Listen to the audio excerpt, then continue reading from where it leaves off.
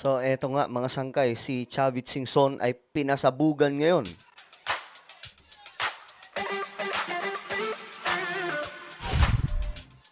So kapansin-pansin mga sangkay ang ingay ni Chavit Singson, no? Simula 2025 up to now, mga sangkay bumabanat. At ang tawag nga po niya kay PBBM, mga sangkay ay dating kaibigan.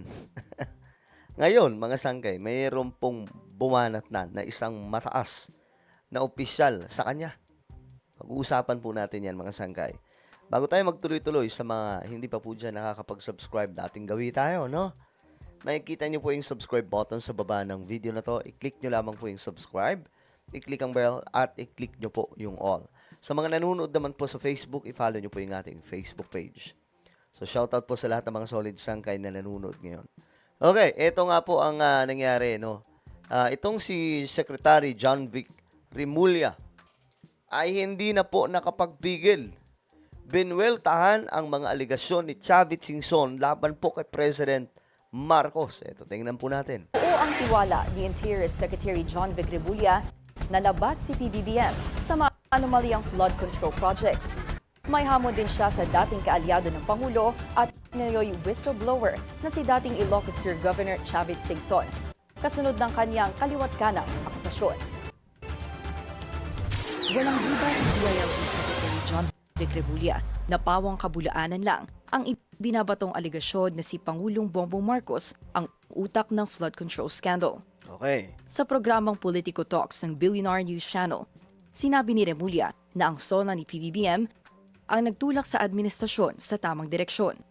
I can ng say flood control. that is totally false. Ay masasabi ko with no doubt in my mind and my heart and all what I've seen, it is not true at all. Kaya naman kayo, unang pagkakataon to ng presidente ay humarap sa tao at sinabing mahiya naman kayo. Naming them, inaano nyo talaga diligay niya sa posisyon yung gobyerno para i-correct ang sarili niya. Okay. Actually, mga sangkay, may punto dito si John Vic Rimulya.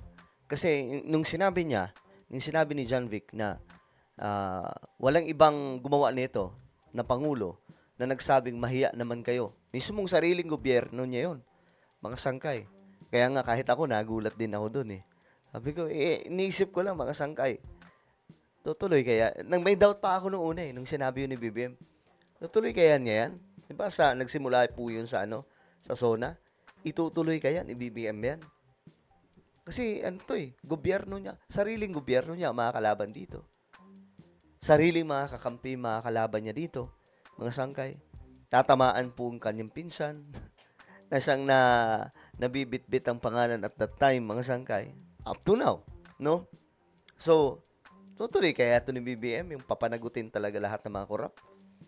Actually, kahit ngayon, naghihintay po ako mga sangkay ng, kumbaga, isa pang wave. Another wave, mga sangkay. Kasi medyo masalimuot to ngayon kasi nga po, may mga bumabaliktad, di ba?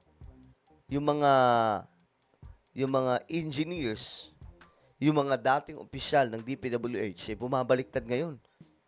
Mga sangkay at binabawi ang kanilang mga statement na nauna na may mga nilaglag silang mga senador. So ngayon, mga sangkay, ewan ko anong gagawin dito ni BBM at paano gagawin ng ombudsman, mga sangkay, sa ginagawa nito mga lokong mga opisyal ng DPWH. Kaya nga, sabi ko nga, mga sangkay, kasama sa mga buwaya dito, sa top 4 or sa big 4 ng korupsyon sa pamahalaan ay itong mga opisyal ng DPWH. Hindi po basta-basta yan. Kita nyo ang ginawa nila ngayon, mga sangkay. Babalik rin nila ang kanilang mga statement. Di ba? So, balik tayo kay Chavit Singson, mga sangkay. Pinaratangan niya na si BBM yung mastermind.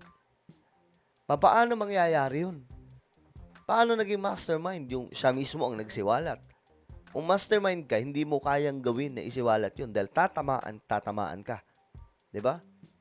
Nakarinig na ba kayo na may kwento sa kasaysayan ng ating mundo na isang mastermind ng isang, let's say, sindikato na sasabihin niya, walang kamalay-malay ang mga tao, walang kamalay-malay ang buong mundo, tapos biglang suddenly magsasalita siya, sasabihin niya, may ganitong nangyayari. Sila ganito, ganito ang ginagawa. Malaki ang kalokohang ginagawa ng sindikatong ito. Pero siya yung mastermind. Walang ganun, guys. 'Di ba?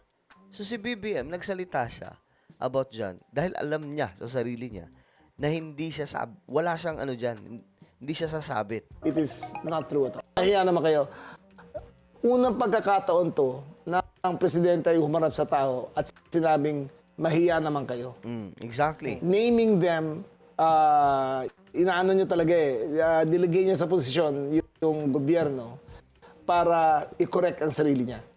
And it's never happened that way before. Hindi yan nangyari noon, mga sangkay, di ba? Wala namang gumawa niyan eh. Yung, nakakita na ba kayo ng presidente ng Pilipinas na pagkatapos niyang pasabugin yun sa Congress, sa House of Representatives, mga sangkay, pinuntahan mismo yung mga ghost projects, nakakita mismo ng dalawang mata natin, hindi lang siya, yung mga ghost projects. Nakakita na ba kayo ng ganun? Wala. Si BBM po ang gumawa niyan.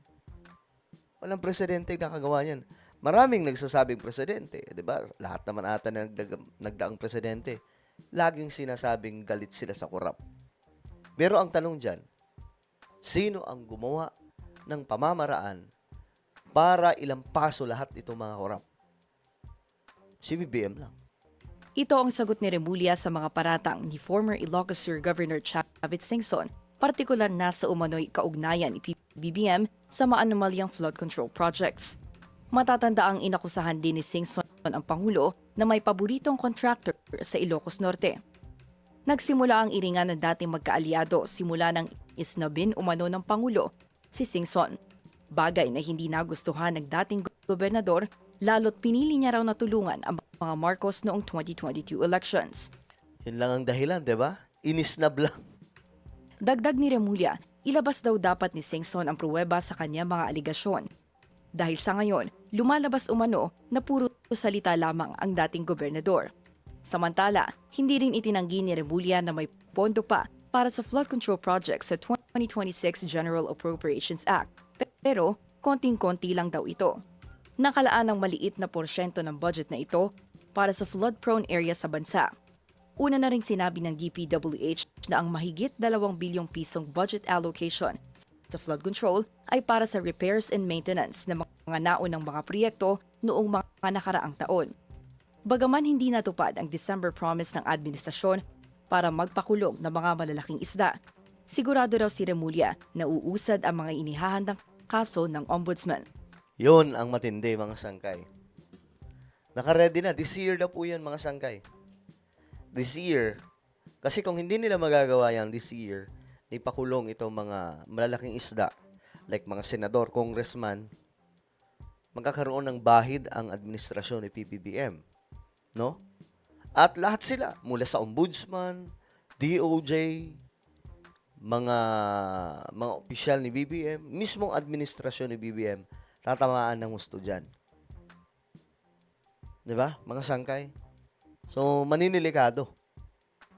Kaya ngayon, ano ang posibleng mangyari dito, mga sangkay? No? Ano ang mangyayari?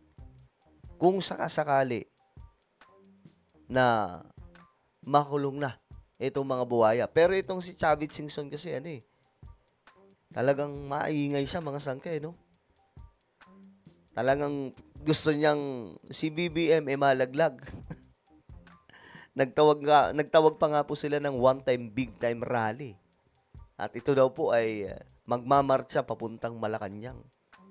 Ganun kalupit. Ewan ko, mga sangkay, kung sasakyan nyo ng mga tao. Kasi malakas lamang po talaga yung mga DDS sa social media. Pero pagdating sa actual na laban, wala po sila Ilang beses na po sila nagpatawag, mga sangkay, ng mga rally, pero ang pumupunta doon, kakapiranggot lang. 'Di ba? Well, ano po ang inyong opinion tungkol po dito, mga sangkay? Comment down below. Meron po tayong YouTube channel, Sangkay Revelation. Hanapin nyo po ito ngayon sa YouTube. Kapag nakita nyo na, i-click nyo po yung subscribe. click ang bell at i-click nyo po yung all. Ako na po ay magpapaalam. Mag-iingat pong lahat. God bless everyone.